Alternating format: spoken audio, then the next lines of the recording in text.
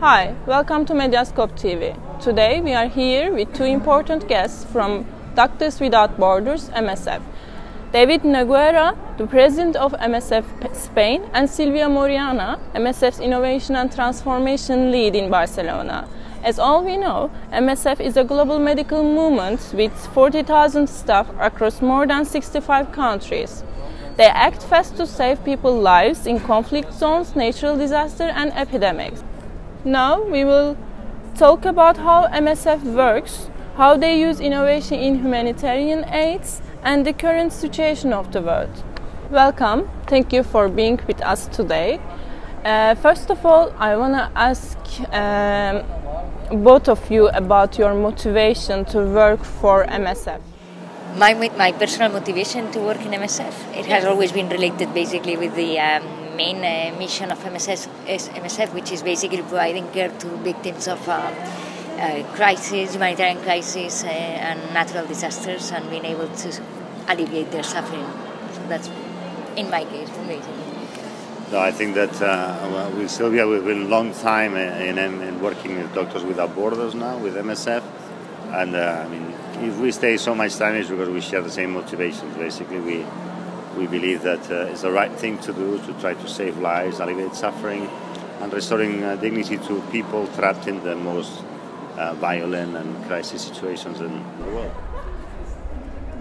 So, how does MSF manage operation with so many staffs in so many difficult places without compromising its principles? We have more than 40,000 people working now in the organization, and what we do is we do operations directly in the places we intervene. We make sure that we have both national and international staff providing care, and that's basically the way we organize how we work. We have offices and projects in more than 70 countries, and then we have also offices in places that help us fundraising funds to support those operations, and also recruiting experts that help us providing these medical activities in the field. No, and all this.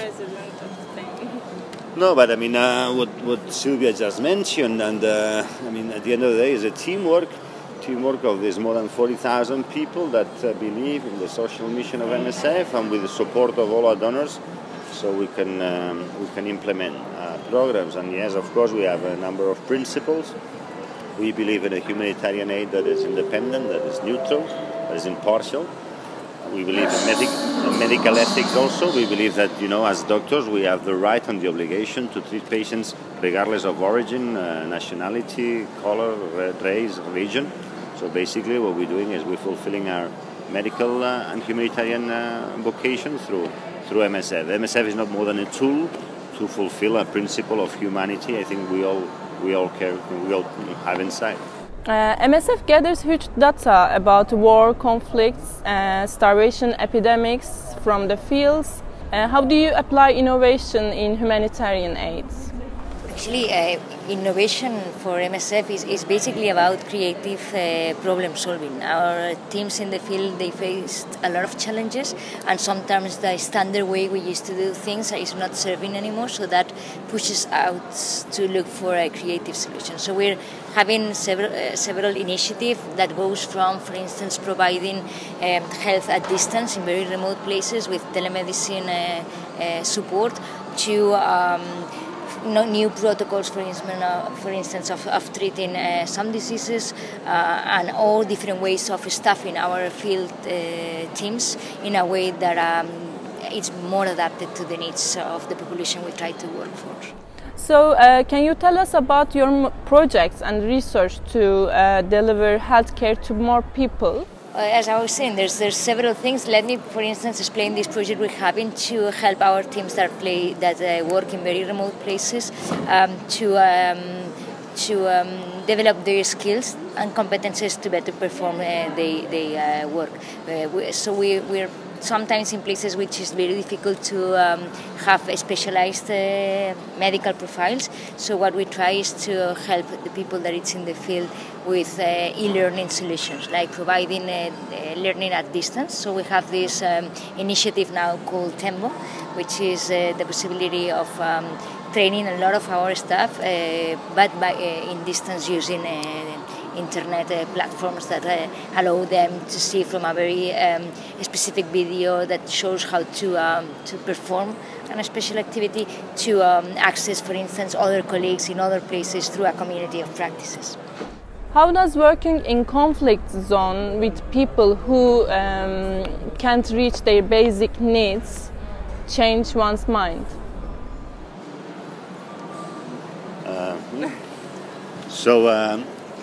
Well, I mean, I think that you kind of transition. It's different when you start than when you have some years of experience. I think that the initial feeling is a very strong one. When you move out of your bubble of comfort in Istanbul or in Barcelona, and then you make it to places where hard things are happening. And I mean, it's a life-changing experience. But when you believe and when you see you're able to have a big impact in the lives of people and the well-being of some communities, I mean, that's a massive reward. And I think that I mean, when you evolve in this job, you get a better understanding of how the real world is. But we still, I mean, even if we've been in MSF almost for 20 years now, I mean, we still have very strong feelings about what's going on. We still feel an element of rage. We think it's very unfair to see a malnourished child die, or to see a pregnant woman who has no access to proper medical treatment, etc., etc. So it's a mixed feelings. In one hand, yes, it's true that we have rage, we have frustration sometimes, because we would like to do more and we would like to change things. But on the other hand, I mean, there's a lot of positive things that happen. We have a high impact on people's lives and communities, and you really have a strong feeling that what you're doing is fundamentally right. So that's quite a rewarding feeling too.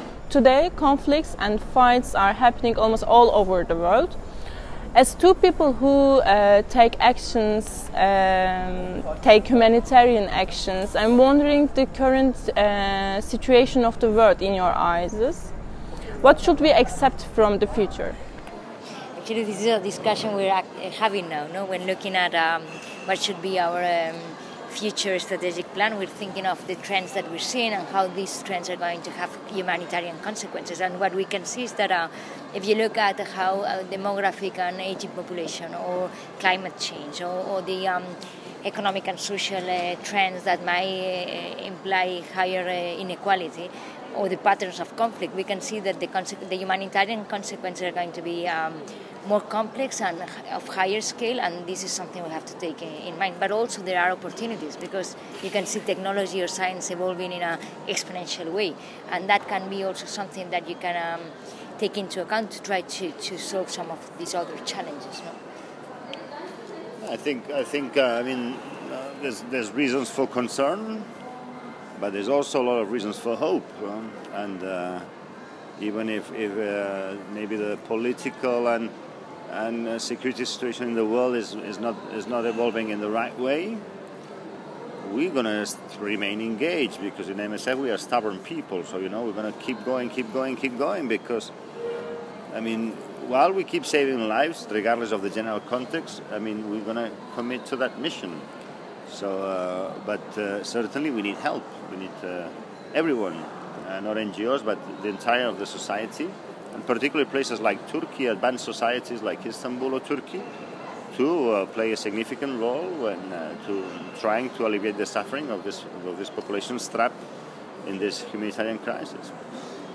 Thank you so much. Today we were with two important guests from Doctors Without Borders. Thank you for watching us.